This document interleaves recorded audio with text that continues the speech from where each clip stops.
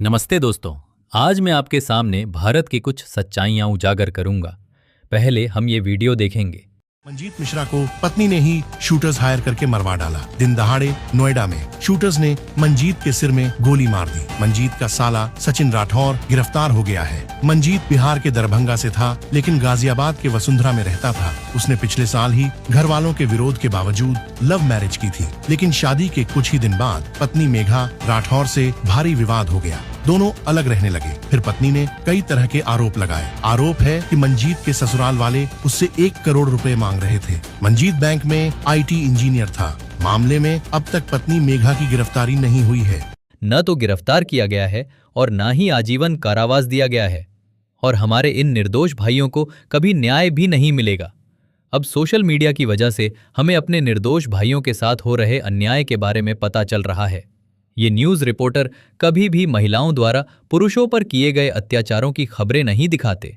जब कोई पुरुष किसी महिला द्वारा प्रताड़ित होता है तो वे पुरुषों के साथ होने वाली यातना की घटनाओं को हमेशा छिपाने की कोशिश करते हैं। अगर यही बात किसी महिला के साथ होती तो शायद रिपोर्टर इस खबर को अंतर्राष्ट्रीय स्तर पर पहुंचा देते। ये उन्हीं खबरों को दिखाएंगे जब कोई पुरुष द्वारा प्रताड़ित होता है।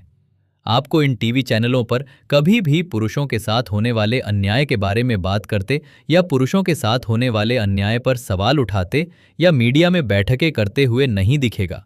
अब केवल सोशल मीडिया पर वीडियो वायरल होने से ही हमारे भाइयों के साथ हो रहे अत्याचार की घटनाएं सामने आ रही हैं।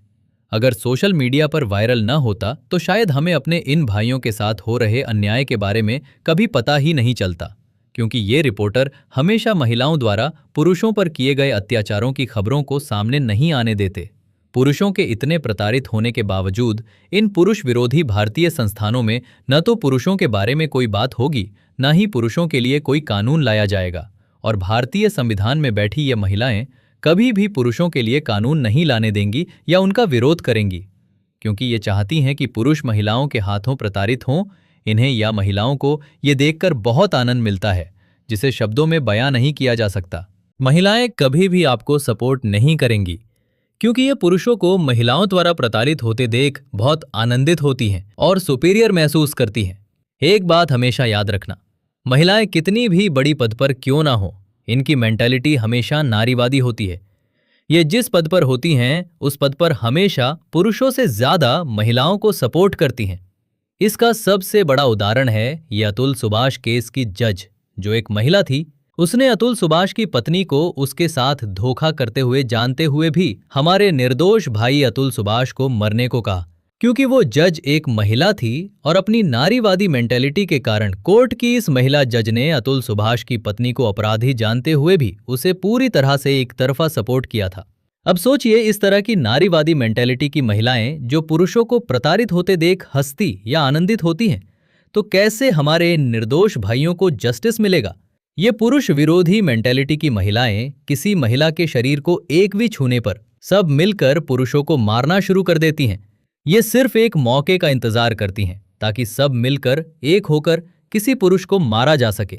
ऐसे बहुत सारे मामले हैं जहां पुरुषों को निर्वस्त्र करके मारा है इन पुरुष विरोधी महिलाओं ने।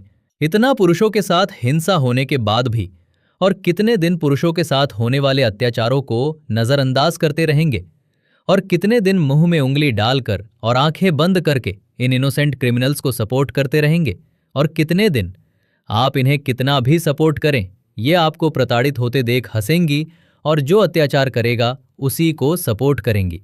आज समय आ गया है अपने भाइयों के साथ खड़े होने का, और चलने नहीं देंगे भाई के साथ होने वाले इस अन्याय को। आप सभी को एक होकर अपने प्रताड़ित भाइयों के लिए जस्टिस छीनना होगा अपने हाथों से।